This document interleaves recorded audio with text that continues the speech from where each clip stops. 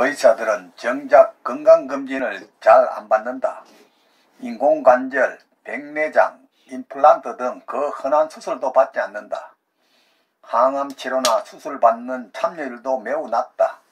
이는 마치 손님들에겐 매일 기름진 진수성찬을 차려내는 인류요리사가 정작 자신은 풀만 먹고 사는 꼴이라 할 것입니다. 여러분 안녕하십니까? 웰빙 100세 시대 시사걷자 자격으로 아름답고 행복한 더불어 사는 세상을 만들어가는 소엽선생의 웰빙 생활건강TV입니다.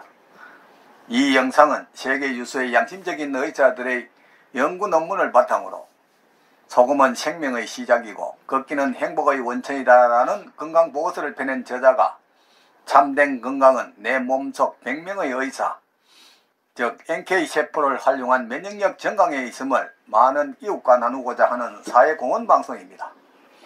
방송을 끝까지 시청하시고 날마다 업로드되는 건강정보로 구독자님의 삶은 늘 지혜와 건강이 함께하는 행복한 삶이 되기를 바랍니다. 영상 시청에 앞서 오른쪽 붉은색 구독 버튼과 알림 설정, 왼쪽의 엄지척 좋아요 버튼을 눌러주시면 웰빙 100세 시대 건강 콘텐츠 제작에 큰 힘이 될 것입니다. 오늘은 의사는 수술받지 않는다라는 책을 읽은 소감에 대해 말씀드리겠습니다. 유식하면 겁이 많다고 했듯 요컨대 의사들은 검사도 덜 받고 수술도 덜 받고 몸을 사리는데 무식하면 용감한 것을 증명이라도 하듯 대부분의 사람들은 몸이 조금 좋지 않거나 아픈 기색이 있으면 건강염려증 환자가 되어 이 약 저 약을 의사 약사보다 더 전문가인 양 찾아 먹고 애용하는 씁쓸함을 지울 길이 없습니다. 검사나 진료를 덜 받는 의사들의 이런 양상은 자신의 전문 진료 과목에서 더욱 두드러진다고 합니다. 예를 들면 정형외과 의사가 무릎이나 허리 디스크, 어깨 수술을 받는 일은 그들 사이에 개가 사람을 무는 흔한 일이 아니라 사람이 개를 문 듯한 특이한 뉴스거리가 될 만큼 희귀하다는 것입니다. 왜 그럴까요? 왜 의사들은 자신의 환자들에게, 암 환자들에게, 즉 이런 아픈 사람들에게 강요하듯 권유하는 항생제나 방사선, 항암제 치료 또는 수술 등의 처방을 자신의 몸에 암이 왔을 때, 다쳤을 때 일절 선택하지 않을까요? 그 이유는 뻔합니다. 첫째는 의사들은 의료 현실의 음과 양을 잘 알고 있기 때문입니다. 의료란 양날의 칼과 같이 혜택뿐만 아니라 한계와 부작용이 너무나 많고 허상도 많이 있다는 걸 누구보다 잘 알기 때문입니다. 섣불리 자신과 같은 의사에게 몸을 맡겨 치료하지 않는 것이지요. 둘째는 기다리는 것입니다. 요즘 사람들은 아픈 것을 잠시도 참지 않고 되도록 빨리 당장 낫게 해주기를 바라고 있지요. 하지만 근원적인 치료는 자신이 하는 것이며 여기엔 시간이 걸리는 거지요. 예를 들어 감기약을 먹으면 일주일, 그냥 방치하면 7일과 같은 이치인데도 부작용이 심한 병원의 주사나 약들을 마구 먹고 있는 형편입니다. 이는 자신의 몸을 망친다는 사실을 모르고 있기 때문입니다. 그러나 삶에 쫓기는 착한 현대인들은 조급증으로 약이 치료한다고 안다하는 것이지요. 약은 곧 독인데 말입니다. 셋째는 자유롭기 때문입니다. 의료에는 정답이 없는 사례가 흔하기 때문입니다. 실제 병원 치료율이 20%밖에 되지 않는 현실에서 정부 지침이나 병원 경영 지침, 보험회사, 명예욕 등의 장치와 압력 때문에 무리한 처방과 치료를 하게 되는 것입니다. 의사들은 자신에 대한 처방 때 비로소 그런 부담에서 벗어나 자유로울 수 있기 때문이라 할 것입니다.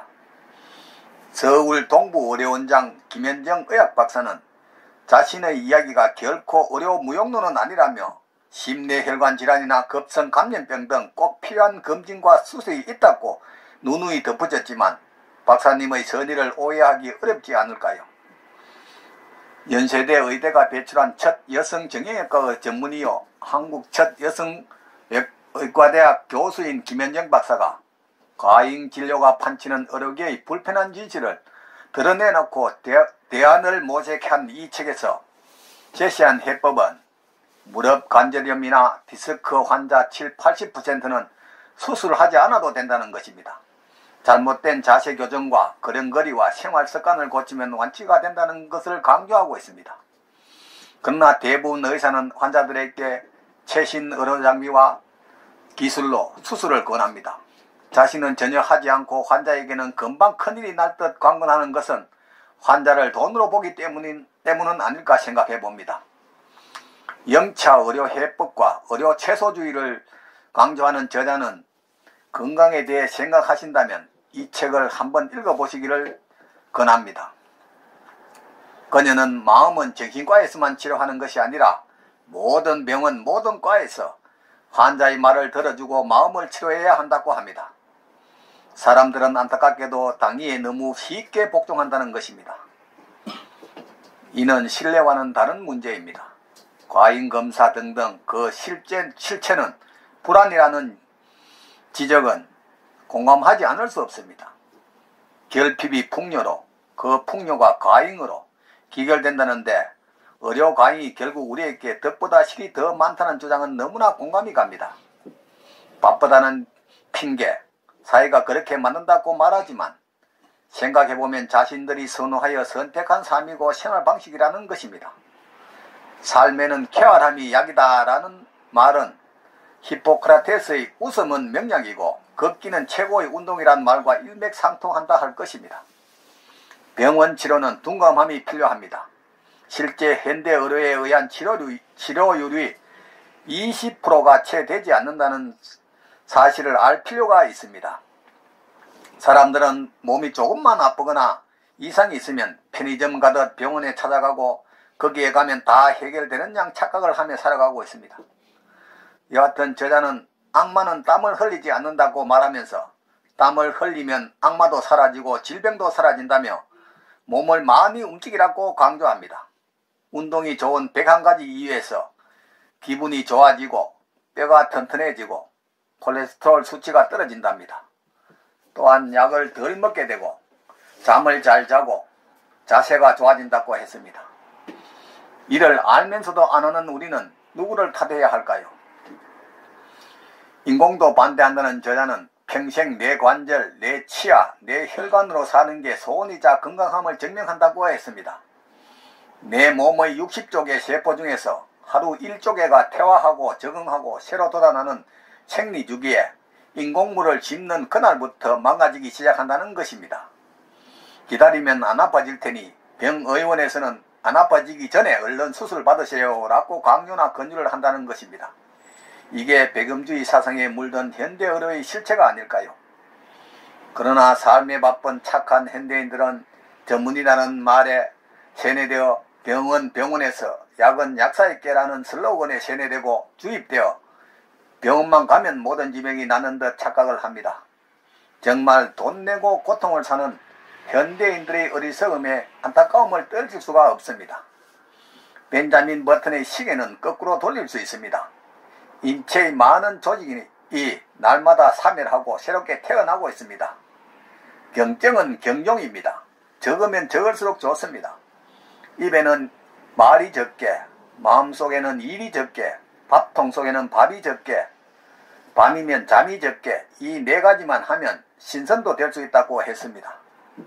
사독을 달아 한마디 더 한다면 의료 과잉의 배경에는 공급 과잉, 공돈주의, 근거주의, 의사들의 성과주의와 공명심, 미디어의 부추기기, 환자들의 기대와 불안, 허영심, 그리고 국가보건행정의 시혜적 배려가 어울려져 비던 결과가 아닐까 생각해 봅니다. 소신 있게 자신의 행동을 해야 한다고 강조한 저자는 느리게 살기를 권합니다. 해결될 문제라면 걱정할 필요가 없고 해결 못할 문제라면 걱정을 해도 소용이 없다는 것입니다. 이것은 티베트 속담에서 나와 있는 말입니다. 느리게 산다는 것은 그만큼 더 부지런해진다는 의미이고 잡곡밥 하기처럼 우리가 원하는 것은 생존이 아니라 행복한 삶임을 가르쳐줍니다. 이 책은 의료 주권을 선언해야 할 때임을 강조하면서 현대 의료인은 나이 센서를 가진 새롭게 등장한 악당들로서 불안을 조장하고 권하는 모든 것들이 참된 건강과 행복으로 가는 길이 아니라고 자신있게 말하는데 이분 외에 그런 사람이 몇 명이 더 있을까 생각해 봅니다. 진정한 용기란 사소한 것에서 시작된다고 했습니다. 따라서 지금은 병에 대처하는 생각의 전환이 필요할 때입니다. 의사로서 이런 생각을 하고 의료 소비자에게 전파한다는 것은 집단 이기주의에 대한 배신으로, 달리 보면 의사로서 진정한 히포크라테스의 선서를 실천하는 자립적이고 독립적인 사람이기에 정말 고맙고 존경을 금할 길 없습니다. 지금까지 의사는 수술받지 않는다라는 책을 읽고 그 내용을 요약 말씀드렸습니다. 오늘은 보람찬 하루였습니다. 내일은 더욱 멋지고 행복한 날이 될 것입니다. 지금까지 웰빙 100세 시대 시사걷자 자격으로 아름답고 행복한 더불어 사는 사회를 만들어가는 소엽 선생의 생활건강TV였습니다.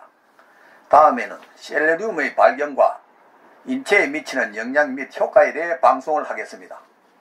많은 시청과 이웃에게 권하는 관심과 응원을 부탁드립니다. 감사합니다.